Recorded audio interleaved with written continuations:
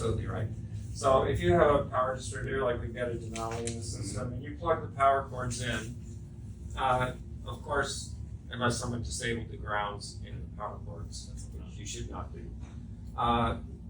the ground from the chassis to the power distributor is connected through the power cord ground. And let me tell you the difference. That ground is in close proximity to the neutral and to the hot. And so the current running through the hot and the neutral induce noise and induce microcurrents in that ground wire. So when you run an independent ground that's not connected to those, that's where you get the reduction in noise. So now they're operating in parallel. You understand that, right? Okay. And then what's going on inside the ALTAIRA is a parasitic device. In other words, it's not a filter. It's not an inline coil with parallel capacitors. So it's not filtering a signal. It's parasitic to the noise that exists on the ground plane. And so it's like a sponge. It pulls the ground noise out of the ground plane. So you see why that separate connection is reducing the ground plane noise, independent of just having a connection for safety purposes of the ground and the ground in the power cable. Is there a different ground potential on each chassis? Yes. Is that what is affecting Yeah. ground Well, potential? it's a little bit technical, but if everybody wants me to talk about it, I'm fine with it. Let's say you have a tube amplifier and you've got a big power transformer. Those power transformers can leak electromagnetic flux and generate millivolt level voltages in the chassis. This is one of the reasons they need to be grounded. So you can induce currents and therefore a voltage if you have a certain resistance between interconnections or the power cable grounds. So you can actually develop a potential difference between chassis. So even in the same system and even connected to a power distributor, if you take your probe, put it on the millivolts setting, and just check the different chassis levels between the chassis, you'll quite see, very common to see millivolt differences, 100 millivolts, 200 millivolts. And in some cases, you can actually see tens of volts of difference between chassis. So what I tell people is, I'm trying to re-educate people as to the benefits of grounding in general and get people to understand the differences between grounds, between chassis grounds, earth grounds, signal grounds, so that we can reintroduce these concepts to people so we start understanding the benefits just generally of grounding. So I tell people, you don't have to buy this, but just get some ground braid wire or get a conductive bolt and connect all of your system components together and ground those chassis components. And you will get a performance benefit, not as much as this, but you will be able to hear that benefit. And then when you have something that has some technology in it where it can reduce the ground noise even further, then you can get a little taste of what it would be like for something like this. But it costs you almost nothing. You know, it's the cost of some wire from Home Depot or Lowe's, and get a long brass bolt and some washers, brass or copper if you can get it, and just bolt everything together. So does every manufacturer ground the chassis to the ground, the electrical ground that comes in? Okay, by code, NEMA code, that's National Electrical Code in America. If you have a metal chassis, that ground pin coming in through the IC, the way they describe it is you must take the shortest possible path between that pin and the closest possible place to connect it to a lug or a bolt that's bonded to that chassis. So this is for safety reasons. This is to prevent electrocution. In the past, in the olden days, you old guys remember, young guys won't, but outlets didn't always have 3 pins. It didn't have that ground pin. It only had a hot and a neutral. And appliances could regularly electrocute people. If there was a fault where a wire broke and it touched the chassis, that chassis is now electrified, and someone touched that and touched like a water pipe, now the current runs through their heart and kills them. So it was very common for people to be electrocuted. The safety ground was introduced so that if there was a ground fault and you energized the chassis, that current would run through that safety ground back to the electrical panel and blow the fuse or blow the breaker. So it was put there not for audiophiles to reduce noise. That's not the purpose of the safety ground. It's to prevent electrocution. More critical.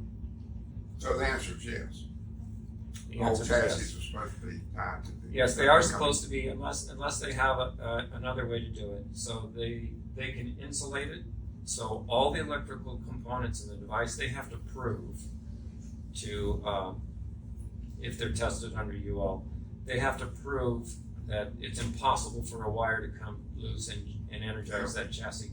Or what you see with a lot of, back in the 70s with the introduction of plastic chassis, if your chassis has no electrically conductive parts to it, then, you see this even today.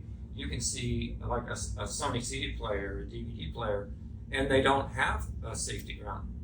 They have the little C5, C7 connectors that only have hot and neutral. And the reason they can get away with that is because internally they can have insulating materials that ensure that no wire can energize that chassis and electrocute someone. But they have to prove that. But most audiophile gear with metal chassis, you will see a 3-pin IC. If you see in the back of the component where the ground pin is missing, that means it's a class 2 device. It's called a class 2 device. That means that they don't require a ground pin. Like Lux, right? Yeah. A lot of the Japanese components you'll find, especially the DACs and the CD players, It's just 2. will be 2 pins. Or very common in television stuff, the micro connectors, the C8s, the ones that looks like a figure 8. There was a time when audiophiles, years back, I was reading audiophiles were isolating grounds, components, and had been hearing them effect. Yeah, well, see, you're defeating the safety ground, which is a violation of code. Right. And although unlikely that anyone would ever be electrocuted, it's not impossible. And so if you were to defeat that ground like using a cheater plug, which by the way is not the purpose of the cheater plug. The purpose of the cheater plug was to ground the device, not to unground the device, all right? So if you disable that ground and someone electrocutes themselves, you're legally liable. If I produce a product where I disable that ground, or I supply something that allows someone, so for instance, some people make power cords where you can unscrew that ground pin. That's pure stupidity. Yeah. I don't care what kind of audio benefits you get from it. You're creating a safety problem for people and a legal problem for yourself. So I never advocate that ever. But not paying attention to that doesn't improve the audio. It depends. Yeah. It depends. It It depends if you have a ground loop or not. But there's better ways to deal with ground loops. Solve the ground loop problem. Don't solve the ground loop problem by disabling the safety grounds. If you do things, I've just talked with a gentleman here before. He installed 8 dedicated lines, and he was complaining about ground loops. And I said, well, you thought you were doing something positive. You heard getting dedicated lines reduces noise.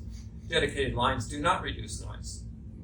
You can have all the dedicated lines in the world. It doesn't reduce noise because the wires in the wall act like antennas. And we live in a sea of electromagnetic energy. We got AM radio, FM radio, microwaves, Wi-Fi, Bluetooth. And so all of those are being picked up by the wires in the wall. If you hook up a spectrum analyzer, you will see all the frequencies of the spectrum on your power line. It doesn't matter if it's dedicated or not. Dedicated only means that it's not daisy chained from one outlet to the other one. It does not change the nature of the wires in the wall or the amount of noise on the line. So dedicated lines don't solve noise. Dedicated line, the reason you want a dedicated line is if you need the current capacity. So if you have a 1,000-watt amplifier and you need 20 amps of current for that amplifier, you should install a dedicated line for that amplifier. But most of your source components can be satisfied with a normal 15 amp or 20 amp circuit. So if people do multiple dedicated lines, I'll say put 2 in. Put one for the amps and one for the source. but make sure that the line length of the wires in the wall are exactly the same length.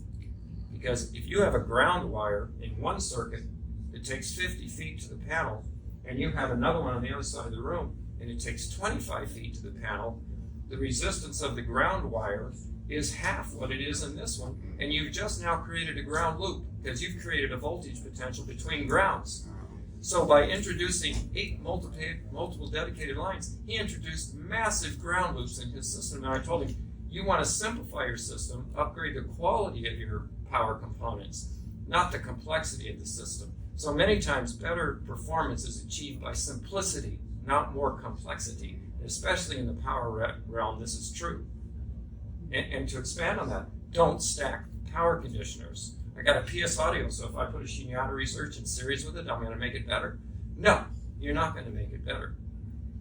You're just going to make it more reactive. So you've got one component that reacts a certain way to certain types of power supplies. You put another one in series with it, it's going to mess with this power conditioner, which in turn is going to mess with this one. So you've just created complexity. It's like taking drugs, intermixing drugs. You don't know what the side effects or the effects are going to be. So simplicity, quality. If you stick to that, you're going to get better sound. And what about the interconnect cable, like an XLR cable that has a separate round wire running between the chassis? If you open that up, is that going to affect the sound? Because you're basically disconnecting the link between the two chassis from the preamp to the amp. Yeah, well, this is kind of a different subject, signal cables. So I mean, it's basically the same thing as chassis ground. Well, what you're saying is you can have shielded or unshielded interconnects. Yeah. And there's benefits to both. So for instance, if you live in New York City and you're on the 25th floor with microwave towers all around you, you want a shielded interconnect, especially off the phone. That's basically what the ground does in the XLR cable, it shields it. Well, it's not the ground, it's the shield. But the shield is grounded. Right. Okay, so a shield in a properly designed cable connects one chassis to another chassis through the shield of the cable. Because what you're doing, the metal chassis of the component protects it from radio frequencies and microwaves, right?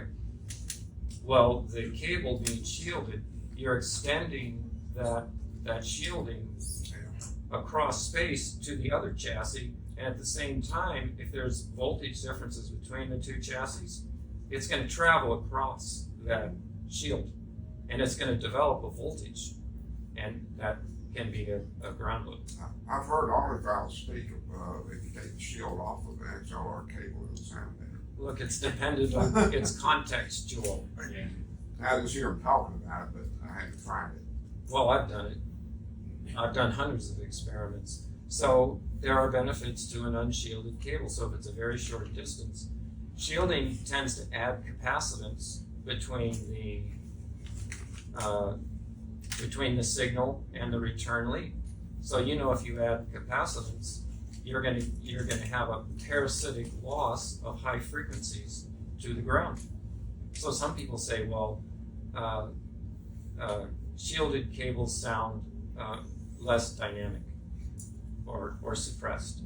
So obviously, if you've created this small filter where you're draining high frequencies or rolling off your high frequencies even slightly, maybe a tenth dB, you're going to hear that and experience that as a loss of air or high frequencies.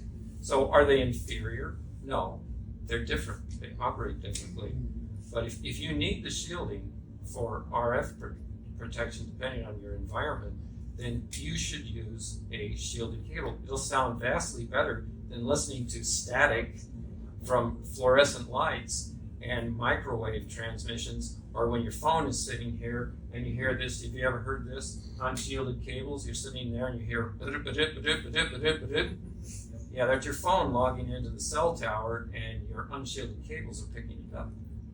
So a properly designed interconnect with properly designed shielding where you're minimizing that capacitive effect will sound superb. So you can have both. On shorter cables, it's not that much of an issue there, is it? Pardon? On shorter cables, like a 3-foot cable, Yeah. it probably wouldn't be that much of an issue if it wasn't shielded. It depends. It's contextual again, you know. Cause I heard you do said you- something do you- about do you long have- cables were really affected by it. Do you have a router sitting over there? You know, it depends on what's in close proximity to it. Yeah. Yeah. Cell phone next to So that wire. it's all about context and understanding that there's positive and negatives to every approach. No approach is perfect. You have to look at what are you trying to achieve, and will this approach have an optimal effect in that context or in that system? And so you can't just make general rules and say this is the way you always do it. I mean, you can say 90% of the time this is better, but there's always going to be the exception. Very interesting. Thank you very much. You're welcome.